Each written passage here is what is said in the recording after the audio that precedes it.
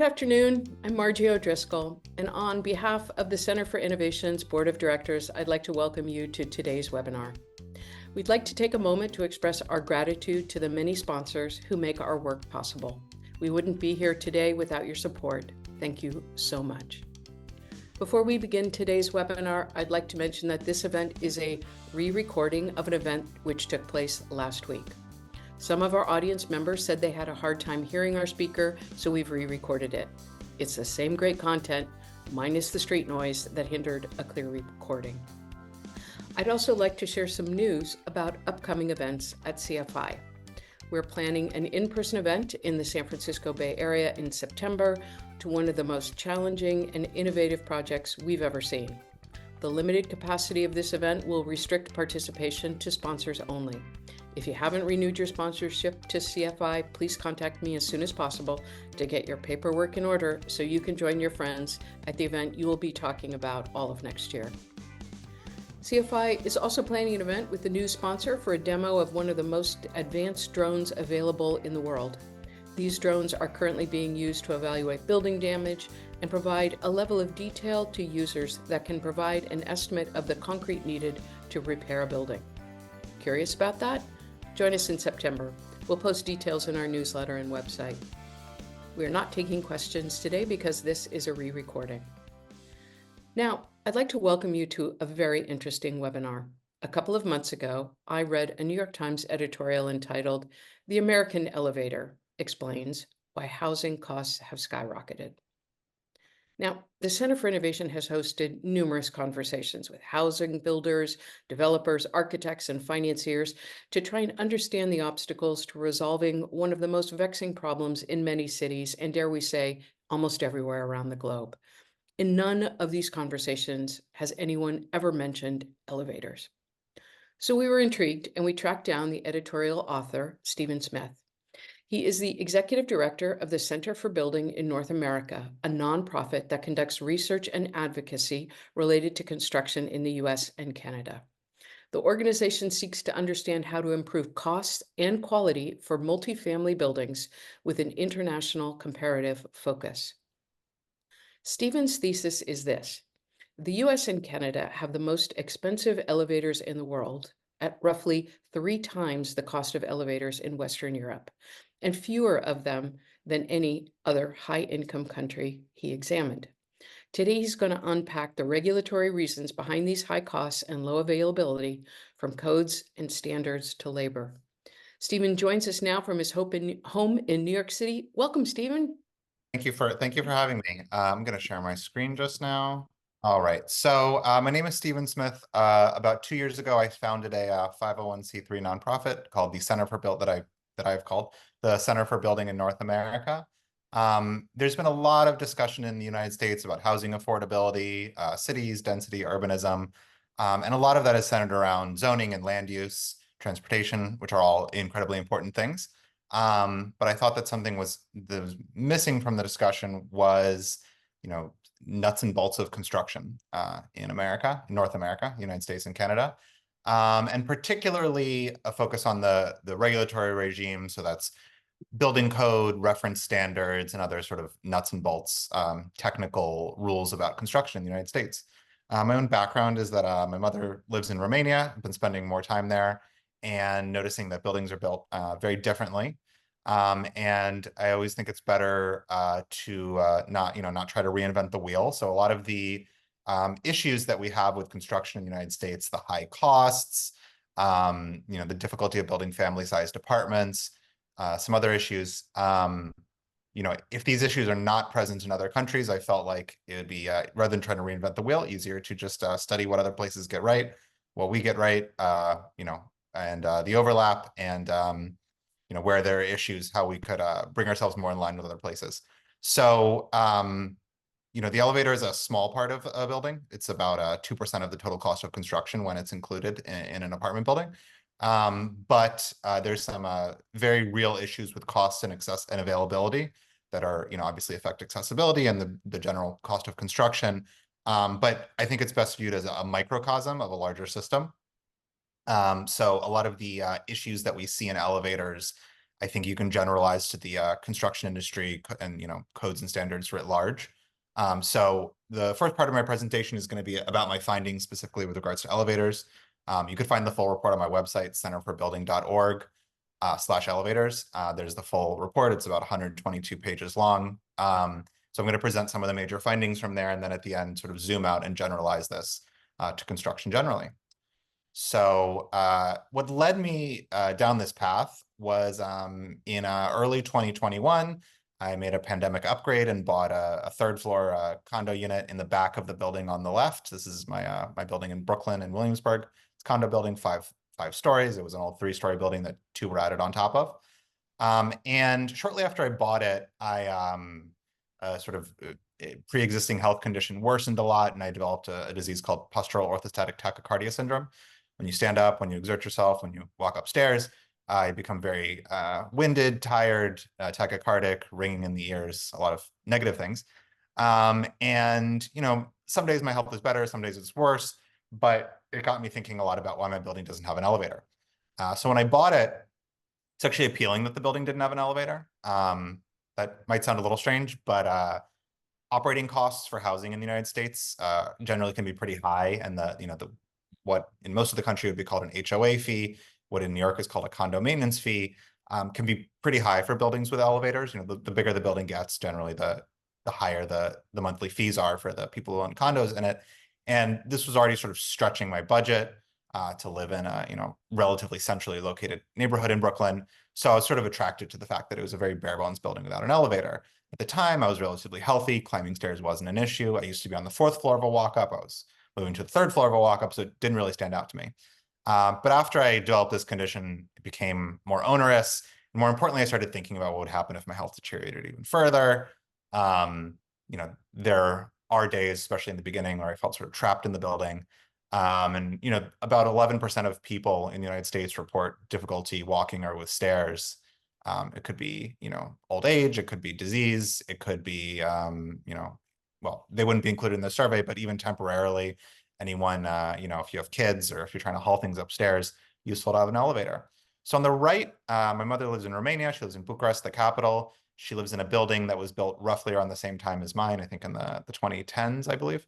And it's a little bigger, but property values in Romania are quite a bit lower. So it's worth about the same as my building. And it does have an elevator. It has a small elevator. It would not meet US standards in a number of ways, but it is big enough for a person in a wheelchair. It's big enough for my mother to ride it from the garage to her apartment. And it makes the building accessible in a way that mine is not and probably will never be. So it got me thinking, why? Why is it that these walk-up buildings are so common in New York City, even new construction, whereas my mother's building in a much lower income country it has an elevator. So that's how I set down this road. So something that became immediately obvious asking around, I actually spoke to an Italian architect, was just the vast difference in cost for elevators. So here we have, from my report, a little excerpt, we have sort of name brand elevators in 4-story. These are 4-stop elevators in 4-story buildings, or in one case, a 3-story building with one underground floor, but irrelevant to the cost of the elevator. There's 4 stops, 4 landings on each of these elevators.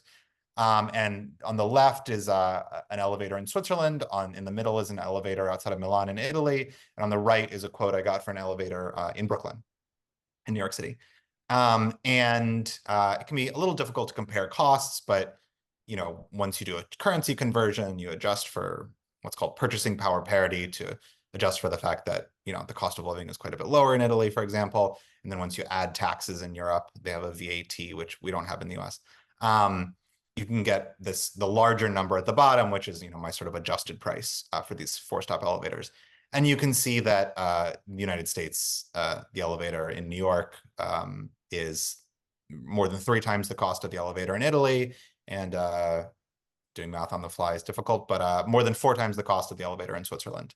And New York City tends to have higher construction costs generally than the rest of the United States. However, for elevators, I'm not sure that's the case. I think it's roughly the same everywhere. Or rather, New York is not much more expensive, if at all, than the rest of the country. This is a nationwide problem. And from the quotes I've seen in Canada, they have about the same cost, so it's also an issue in Canada. So why is there such a cost gap? Why does it cost 3 to 4 times or more what it costs to build an elevator in Europe?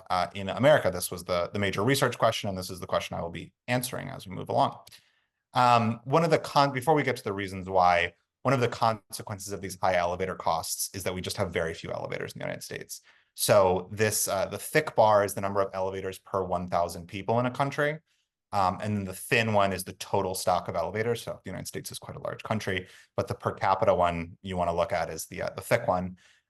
So we see that, well, actually, one thing that stands out about the thin lines, the total elevator stock, is that the United States has about the same number of elevators as Spain and Italy, a little less than Spain and a little more than Italy. This is despite the fact that the US is over 7 times the size, I think, of Spain in terms of population, and yet it has a similar elevator stock. In per capita terms, it's obviously even more stark.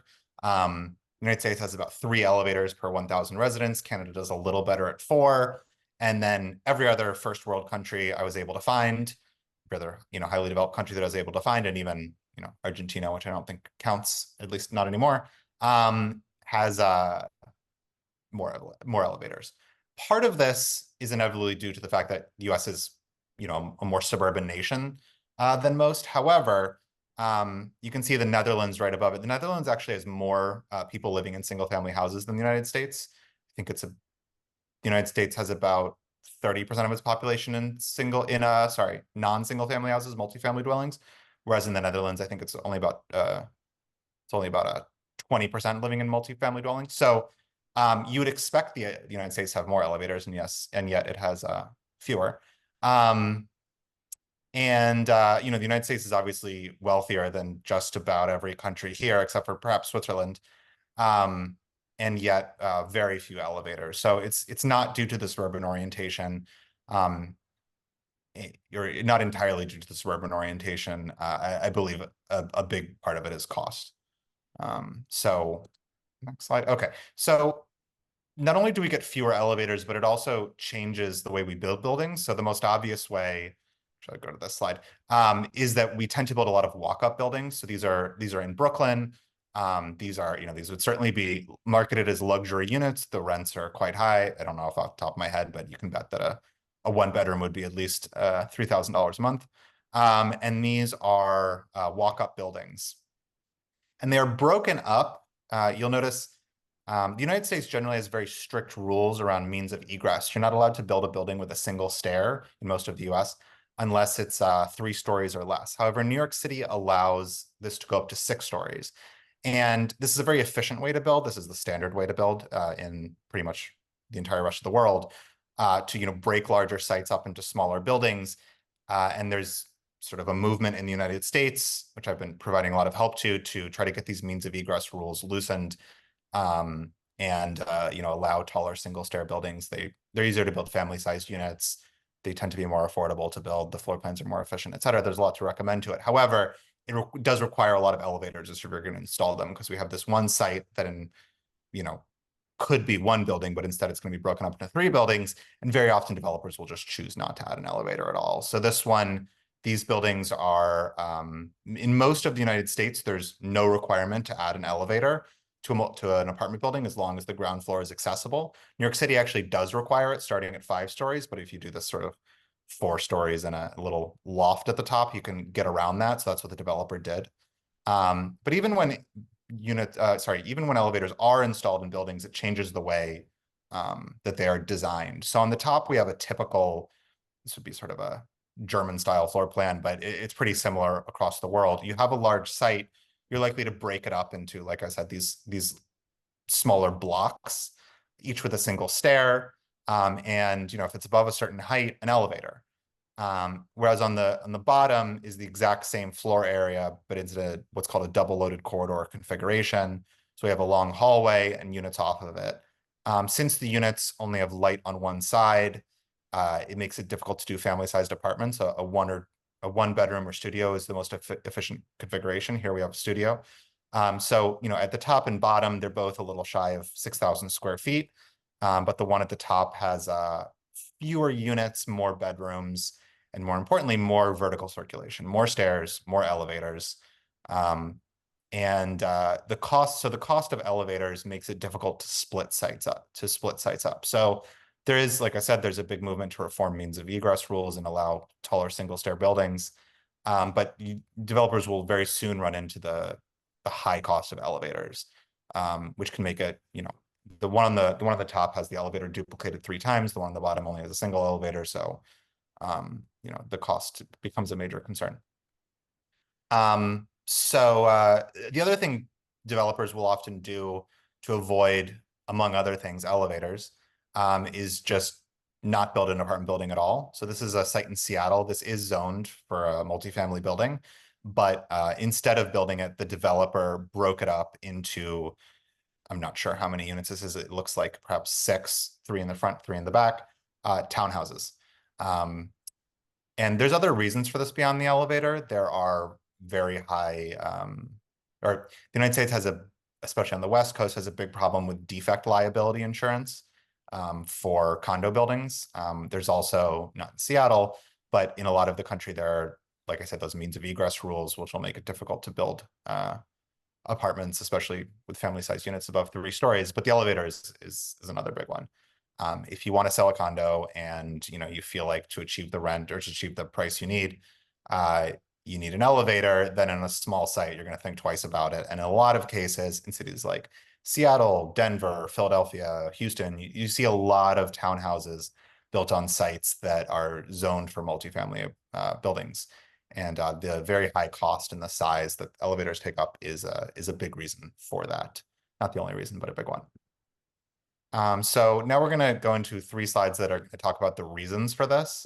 So the first one, when I started this research, I expected this to be almost the entire problem. It is a major, it's a major reason behind the high cost, but it's not the entire problem. But it's like everything in America, elevators are bigger. Like everything, elevators are bigger in America. So on the left, we have for a standard mid-rise building in, it's difficult to generalize about Europe, but to generalize, the standard mid-rise building in most European countries will have an elevator that is, the cabin is 1.1 meters wide by 1.4 meters deep, which is about 3.5 feet by, I think about 4.5 feet. And this is, you can see in the diagram, it's the minimum size for not just a person in a wheelchair, but someone behind them, because some people in wheelchairs have, people who need to come with them. They're not fully independent. It's big enough, but it will not accommodate a turn. So the person will have to enter and leave the same, facing the same way. In the United States, there are 2 rules that drive up the size of the elevator to be about twice the floor area and more than twice the weight capacity of the European wheelchair elevator. And those 2 things are, there has to be enough room for a wheelchair user to enter the cab from an angle, and assuming the cabin is empty at least, make a full turn so that they can hit buttons that are, if you walk into an elevator and you don't turn, they're behind you. Whereas in Europe, they just put the buttons on the side, so you don't need to turn, you can hit the buttons. So that's one that actually explains the width of the elevators. Then the depth, or more precise, the diagonal dimension is determined by a stretcher requirement. In Europe, in most countries in Europe, let's say, at a certain height, you are required to accommodate a stretcher. However, for a mid-rise building, you are generally not. The United States requires this. I can't remember exactly how tall. The model building code, I believe, requires it at 4 stories. And in some places, like I think California, they might even lower that to 3. Don't quote me on that. You can find it in the elevator report. I looked it up and cited it and detailed it. So these 2 things combined, they essentially double the size of the elevator cabin. And all else equal, certainly bigger is better. However, it has some pretty serious ramifications with regards to cost. And it also, that's the dollar cost of just installing the elevator, but it also adds cost in the shaft. It raises the size of the shaft, which needs to be built. And it also eats into the rentable or sellable floor area of the building, which can add actually very significant cost. On its own, a person turning in a wheelchair and a stretcher are, better to have than not have. However, the people who benefit, who lose out most when there's no elevator are exactly the people who, the accessibility requirement, for example, is meant to help, which are people in wheelchairs. And then similarly, the stretcher thing, if you're a paramedic, firefighter, whatever, and you're trying to get someone out of a building, there are far more scenarios when it would help to have a small elevator than when, you need the fully extended stretcher. Fully extended, so even a small one will typically accommodate a stretcher as long as it's sort of, propped up. Typically the back will go up and the bottom will go down so someone can sort of sit in a more seated position. But the United States requires the full one. And an interesting anecdote that I learned when I was trying to understand why does the stretcher have to be 7 feet? Because it used to actually be 6'4", slightly smaller elevator, resulted in elevators that tended to be 3,000 pound capacity instead of 3,500 pound capacity. Gave me a little insight into how these codes are developed. It was in the early 2000s. There was a firefighter in Glendale, Arizona, and there was a proposal to build some kind of sports stadium or arena in Glendale, Arizona. And he said, they're going to build this thing. The elevator will probably be 6'4". Our stretchers, I don't remember how big they were. They were a little bigger than 6'4", so we want to make them bigger. And there was no real consideration for cost in the what's called the reason statement that you put at the bottom of a code change proposal. It was stated as no additional cost, even though obviously it will increase the cost. And there was also no consideration for elevators that might go unbuilt at all. Sites that might go from multifamily to townhouses, or just go from elevator building to walk-up building. There was no consideration for like the safety effects of that. This is in the code world. It is not the sort of knock-on effects like this are almost never considered. And I can see why it wasn't in his mind, because Glendale, Arizona still barely has elevator apartment buildings. It's a very suburban place. But and I can see a much stronger argument for requiring these larger elevators in a sort of public use, like a stadium with, thousands and thousands of people congregating together. But in the code, it was not specifically for stadiums. It was for, I believe, all buildings above a certain height. So if to analyze the cost effect of raising elevator sizes, it can be a little difficult because in Europe, they don't build normal elevators as big as we do here. And then obviously here, we don't build normal elevators as small as they do there. So you can't, it's more difficult to just isolate the effect of size on cost. However, by looking at smaller and larger elevators in Europe and smaller and larger elevators in the US, sort of to determine a general cost gradient and then apply it, I found that it'll probably increase cost by about a quarter or a third to jump from the size on the left to the size on the right. So those are the huge cabins. Reason number 2, this one I was not expecting to find at all. And when I founded this organization, the goal was to look at codes and standards. And there is a codes and standards element to this, but union work rules. In the United States, the elevator trade is the most unionized of sort of the major trades, plumbing, electrical, framing, painting, whatever. It is heavily unionized. All of the big 4 manufacturers, that is Otis, Kone, Schindler, ThyssenKrupp, are fully unionized. And there is a common contract with all of, between the International Union of Elevator Constructors, which is the union that represents mechanics who build and maintain elevators in the US and Canada, and then these companies, within North America as well. And there are a lot of, well, first of all, their pay is very high, as is all Americans' pay. But more relevantly, I think there are some pretty intense work rules and sort of arguments over jurisdiction and who gets to do what on a site. And over time, the trend has been in all mechanical electrical components to try to do more of the work in a factory. It's called pre-assembly or prefabrication. Factory work is cheaper, it is more precise, it is safer than working on site. However, workers in the factory are not represented by this union. In fact, they often are not in the United States at all. They're in global factories in India or China.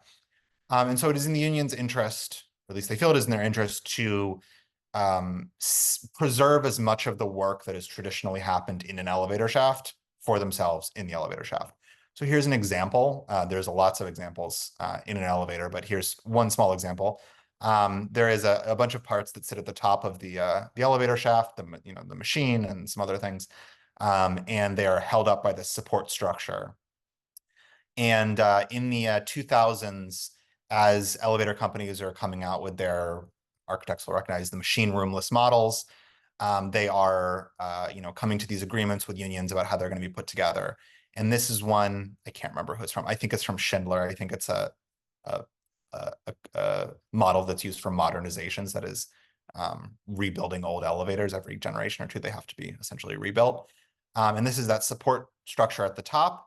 And there's a number of holes in the support structure. And from a cost, safety, and precision perspective, it makes sense to do all of this in the factory. There's no reason to be drilling these holes on site. But from a work preservation perspective, the union wanted to save as much work that they had traditionally done as possible. So some of these holes they negotiated to drill themselves.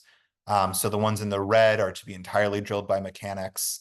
The ones in green are to be fully factory drilled for alignment. That is to say, they really needed to be where exactly, they needed the precision of a factory. The purple ones are the most interesting ones to me, the purple and the gray ones. These really had to be drilled very precisely, more precisely than the manufacturers felt that a human could do in a shaft. However, the union wanted the work and the union wouldn't give up the work. So they came to an agreement whereby the hole will be drilled twice. It'll be drilled first in the factory, a small hole, what's called a pilot hole for alignment purposes. And then the mechanic on site will drill a larger hole to make work for themselves, really. This sort of practice of doing things that, that really could have been done in a factory on the site is very common in the elevator industry. There are even situations where something will be done in a factory because it's not possible or not realistic to build a new model for the United States. And the mechanic is allowed to take it apart and then put it back together on the site to, preserve the work, really. It's a very expensive practice. There's some in the elevator industry who even says it leads to less reliable parts. But it is common in the elevator industry, and it drives up cost a lot, given that the wages are so high, so the stakes are higher. The cost of doing work in the shaft that should be done in the factory is very high.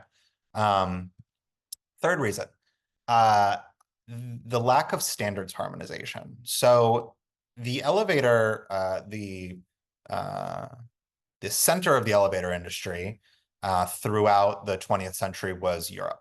Europe went on, you saw from that first slide, European countries have very high rates of elevator installation. Three of the four big four companies, that is ThyssenKrupp, Schindler, and Kone, are headquartered in Europe. Has a ton of elevators. Now China's overtaken them in actually installations, but for a while, Europe, especially having a really strong industrial base, was the home of elevators. And the European Union, even before it was called the European Union, did a lot of work in standards harmonization. So these technical rules that govern, they're especially prevalent in industrial applications, so manufacturing and construction. They did a lot of work to make the rules the same across the entire block. This was done for two reasons. One of them was to improve the marketability of, to improve the financial position of European companies, to essentially create a market that things can be sold, across lines. And then also to create a framework that other countries could adopt that would, improve the position of European elevator or European companies generally, to make it just easier to sell, not just within the European Union, but outside of it. And there was somebody, I think a Finnish guy on the committee who said, physics is the same everywhere. Why shouldn't elevators? So they developed a standard called the EN81 family of codes that over time has been adopted by the entire world except for North America and Japan. And so if you create a part and you get it certified to the European code, now the global code, you can sell it pretty much everywhere in the world. The United States has stood outside of this. There's been some talk, there was some talk of converging or harmonizing with the global code, but it wasn't adopted. And instead we have our own model code.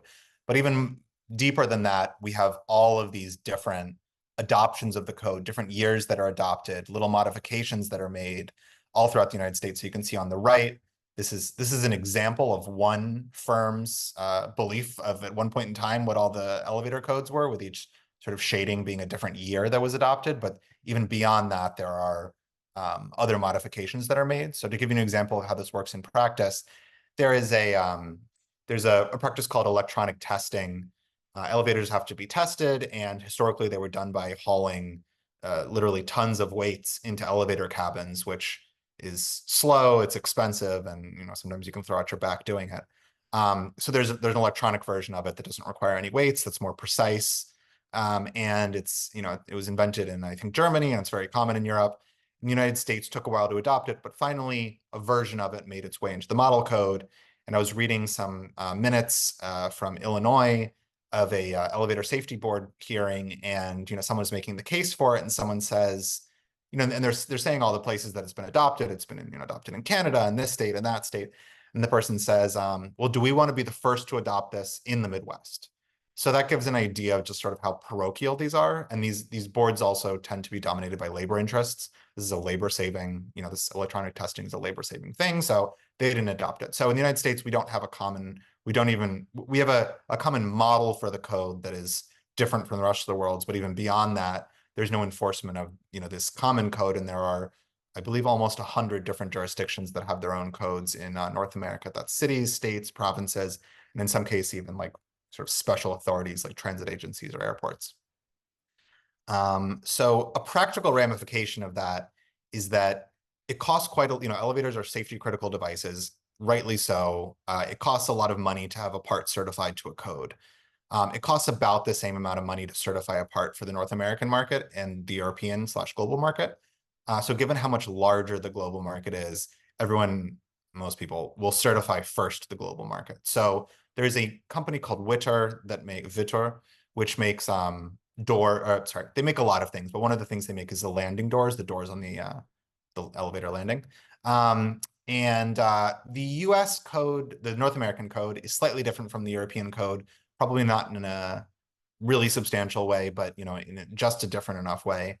And so even in this one company that is a very large manufacturer of what are called non-proprietary parts, that is to say, they manufacture parts for smaller installers who are not part of this big four oligopoly. They've gotten some certified to the North American market. So I think there's about seven options options on the page for landing doors in North America. But then abroad, I don't remember if that's Europe or Asia, but it's all the same. There's about 3 times as many doors. So how this plays out in practice is you have many fewer parts available. It makes it harder for smaller independent firms to buy these non-proprietary parts, start up, compete against the big companies. It means that if you need a part replaced, there's less availability, which could lead to longer installation, longer wait times, lead times to get the part. So if the elevator is out of service, it'll stay out of service until you get it. It makes it take much longer to modernize elevators. Every generation or so, an elevator needs to be renewed. It takes about twice as long in the United States as in Europe. And it just generally drives up cost. And it also keeps out these mid-sized companies. So one of these mid-sized companies that's very popular in Europe is called Orona. They are based in the Basque country in Spain. They sell throughout Europe. Actually, they sell pretty much across the entire world. There's one continent missing, though, and that's North America. They do not sell in North America. And the generally believed reason is that it would be too much work, too much expense for too small of a market to get their parts all certified to the North American standard. So something very common in elevators is we find a competitive market abroad that is whittled down to a very uncompetitive one in the United States. So the big four manufacturers do not have to worry about Orona undercutting them on price. Consumers don't have the option, or developers don't have the option of offering slightly cheaper elevators. We have a less competitive market in the United States. So there's some examples with doors and then entire elevators, because Orona is that they sell packages of entire elevators, not in the United States. So if we zoom out and generalize, the elevator, like I said, 2% of the industry, 2% of the cost of construction of a building, a multifamily building where you find it. there's still 98% of the rest of the building. And in the future, I'd like to do a lot of research on costs and why they tend to be higher elsewhere. But with the elevator, I think we can find themes that you see elsewhere. So the three themes in elevators: the cabins are very large, that's over dimensioning. Number two, the labor is very inefficient. And then number three, there's a lack of standards harmonization. So let's go through these one by one, and we can identify some other areas where we see this. So for over dimensioning, I think I talked about this already, the means of egress rules. The United States generally requires 2 stairs, where pretty much all of the rest of the world requires only 1. So that's a major cost, and they also have to be on opposite ends of the building. So there's essentially a requirement for a long hallway in the middle. It adds a lot of cost. It changes the design of buildings, over dimensioning. So that's stairs, then corridors. Number 3, ventilation piping. In a piping network, plumbing network, as a child discovers when they put their finger on a straw and then lifts water out, and they're drinking a soft drink, they put their finger on the straw while the straw is in the beverage, they lift it up, the liquid gets brought with it. You don't want that to happen in a piping system. You want air to flow into the system so that waste comes out of a plumbing system. The United States requires a very extensive network of ventilation piping that can add pretty significant cost to the plumbing component of a project. In most of the rest of the world, there's a it's much easier to comply. The amount of piping is much lower. The fixtures don't need to be individually ventilated. So that's another example of overdimensioning in plumbing. And then also in plumbing, drainage pipes in the United States must be much larger per plumbing codes than in Europe in particular. So those are some examples of overdimensioning, although I think you'd probably find it in every other aspect of the building, not just plumbing and egress. The second one is labor. The United States has a massive undocumented workforce. Immigrants are present in construction all throughout the world. Europe has a lot of immigrants working in construction. However, Europe tends to allow, in high-income countries in Europe, if you go to a lower-income country that's nearby, they are part of the European Union. The European Union has it's a single market. It's a single entity for immigration purposes. My mother's Romanian, and I go to Romania, and there's no direct flights from the US to Romania, and I'm very cheap, so I always take low-cost airlines. And last time I was there, I was on the plane. I was looking over my shoulder at the guy next to me. He was, flipping through his phone, and he was clearly a construction worker, and he was looking at the photos of his, he didn't bring a book or something, so he was just looking through his photos all plane ride, and they were pictures of construction sites that he was working on. He was probably, I don't know, a mason, a plumber, an electrician, something like that. And he had been working I think I was coming from France. So, he's probably working in France, making a higher wage, and then returning to Romania like I was for Christmas. Undocumented workers from Mexico, from elsewhere in Latin America cannot go home for Christmas. It's very difficult to, increase your skills. There's all sorts of licensure in the United States that doesn't technically require you to be a citizen, but in practice really does. So the lack of legal immigration status for the workers in this country makes it difficult for them to enter licensed trades, like, for example, the elevator industry, which strengthens the hand of, the native-born workers to demand things like these, really inefficient work rules.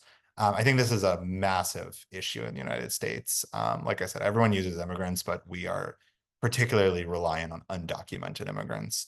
There's also, these different boards tend to be dominated by labor interests in the United States because we don't have harmonized rules. Each small jurisdiction has to come up with them themselves or choose what to adopt and what not to adopt. So in the elevator industry, there are these elevator safety boards. In the plumbing industry, there's plumbing boards, et cetera. There's electrical boards, et cetera. And given that these jurisdictions can be so small, so for example, for elevators, talking about that Illinois board, the Illinois board doesn't cover Chicago. Chicago is its own jurisdiction for elevator regulation purposes. So if you have these, what is the population of Illinois minus Chicago? How many tall buildings are there? How easy is it to get people to volunteer to sit on these boards for, these many dozens of jurisdictions across America that have them? Not that easy. So who do you get? You get union interests that dominate them, and they will often oppose rules that make more efficient use of labor. Unions in the construction industry, the union is a private entity, the developer, the contractor, whoever they're working for is a private entity, but there's a regulatory framework that sits over them that in elevators, it's these elevator standards, and plumbing, it's plumbing codes. And there is a lot of influence exerted by labor on those organizations. For a New York City specific example, since I'm in New York City, tower cranes, which is the, type crane in your phone, you get an emoji. It's a fixed tower and then a crane, either a hammerhead crane, 90-degree angle to the tower, or a luffing jib crane that's a little more complicated form. Nevertheless, you rarely see buildings in New York City built with tower cranes, and it's because the union has managed to get a special license requirement imposed that makes it's essentially impossible for anyone who's not a union member to fulfill. So even people who are experienced in cranes in Chicago, for example, cannot become operators in New York. As a result, tower cranes become so expensive to use that we simply don't use them here for 99% of the buildings where you'd find one being used in Switzerland, for example. So I've seen 20-story buildings built in New York without a tower crane. Raises the cost, harms safety on the site because you have people moving things around that really should be moved by a tower crane. We also have lots of modular factory fights over in the United States that are often, essentially the developers versus the unions. It's the last labor issue, and then the lack of the harmonization. The United States has two plumbing codes. There's a West Coast one and East Coast one. I don't think that water and waste moves differently depending on what coast you are. Nevertheless, we have two codes. It makes it difficult for sort of the general public, their representatives, to sort of follow things, and it's very easy for these to become dominated by labor interests, for example. We have our electrical standards are very different. The NFPA 70, known as the National Electric Code, is very different from the European standard that it tends to be adopted around the world. And then finally, we're also very behind on heat pumps due to special refrigerant standards that we have in the United States, which makes it difficult to enter the market. You can't sell the same products in Germany and the United States, for example. And usually this leads to a much smaller market in the United States than in other places.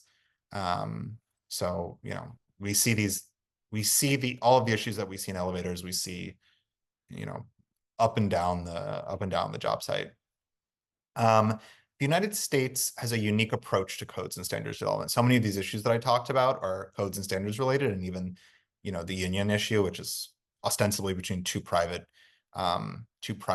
organizations, two private groups, the developers or contractors, and then the union has a codes and standards component, in that if you make it difficult for other firms to enter the market who are non-unionized, then it will sort of strengthen the hand of the union, or maybe who are not subject to that union agreement. It sort of strengthens the hand of that union agreement.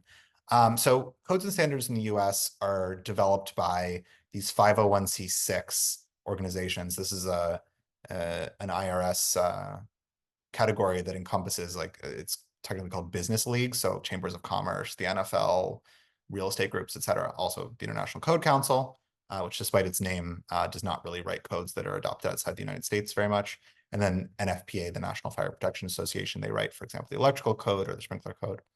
We have a very unique approach to this, in that the government generally takes a hands-off role. The federal government takes an almost completely hands-off role. Whereas in other countries, these organizations and the committees that write these codes tend to be organized by government. In the United States, they're organized by these private groups that organize them in different ways, but the ICC, for example, which writes the International Residential Code and the International Building Code, which again are not international at all, is very dominated by suburban interests, especially if you look at the voting structure of the organization. Suburban interests have a much stronger per capita vote than cities.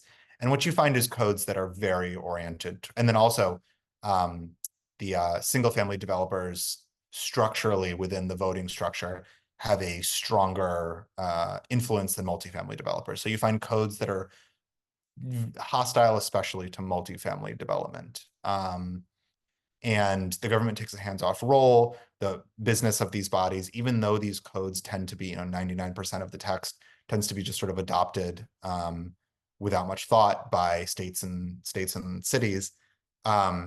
There is no formal government role in the writing of them. in the committees, in the selection of the committee members, et cetera. And so, there's a number of interests that are active in them, but none of them is technically the government. Something that's also unique about the United States, we have a strong culture of deference to the fire service. This is showing cracks. The biggest one was sometime a decade or so ago, the International Residential Code, which governs single and some two-family structures, has in it a mandate to include sprinklers, and this was, heavily supported by firefighters and the sprinkler industry, which tends to be made up by former firefighters. And this was defeated in 48 out of 50 states. The firefighters also often will oppose sort of safe streets measures, things like bike lanes, under the theory that they will slow fire response times. I think if you dig beneath the surface, you often find some culture war things brewing there as well. And finally, the last slide I wanted to talk about, I think, is a very important issue that does not get aired publicly, which is North America has a very unique cost density gradient, which is to say a relationship between density and cost. In North America, every architect, developer, contractor knows that as the building gets denser, the cost per square foot rises. So single family house is per square foot, the cheapest typology to build. Low-rise apartments are a little more expensive. Mid-rise apartments are more expensive than that. So density rises, cost not just of the building, but each square foot that you build rises. Abroad, that is not the case. I found cost books for 3 different countries: Germany, Mexico, and Italy. So Mexico, middle income country; Germany, Italy, high income European countries. And we find that the cost either stays roughly flat, or in the case of Germany, even falls. So single family houses are, either as expensive or more expensive than mid-rise apartments. I'm not entirely sure why. I'm interested in anyone's thoughts. However, I do think that 2 things that I'm especially interested in are the bifurcation of structural materials. So in the United States, we have the lower density buildings tend to be built in light wood frame, whereas the higher density buildings tend to be built in concrete. Whereas abroad, everything is built in roughly the same non-combustible materials. So we have this sort of hard break and this bifurcation of the industry. And, low-rise buildings tend to be the most common type anywhere. So, you have whole industries oriented towards building in wood. And then, if you want to build something taller than, I don't know, 4 or 5, 6 stories, depending on where you are, then you have to, you can't use wood at all. And this really raises costs here in a way that it doesn't in other places. And then secondly, the intensive cost for services or MEP equipment, mechanical, electrical, plumbing. Elevator is one of them, but I've seen hints of this, I think, that I discussed in plumbing as well. So this is a much broader theme, but one that I think is very interesting and explains a lot of the dysfunction that we find in our cities with construction, cost, and the like. And that is my presentation. So thank you for bearing with me, and thank you for having me.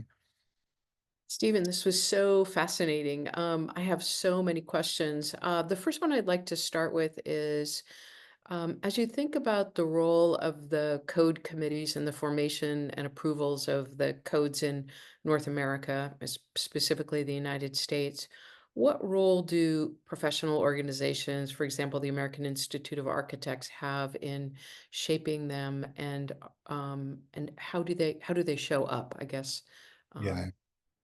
is the In best way to ask that general, question. the AIA in particular has not taken a strong role in the development of codes and standards.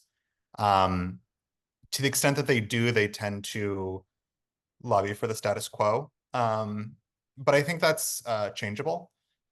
What I've heard is that AIA National, which is the one that tends to weigh in on these, since it has, since a lot of the model codes at least are written on in a national level, and the smaller bodies, they're a little obscure and difficult for individual chapters to follow, tends to defer to the the state and local chapters, and perhaps especially the ones in the big cities. So, as an architect, I think it would be great if the AA got more involved. And, you know, saw itself as a sort of a lobby for architecture in general. And I think what really needs it is the multifamily sector. So I would really encourage anyone, any multifamily architect who's interested in codes and standards and, who sees the potential for them to be used creatively and for the benefit of, all of us, but also sees how sometimes that doesn't always work out in practice.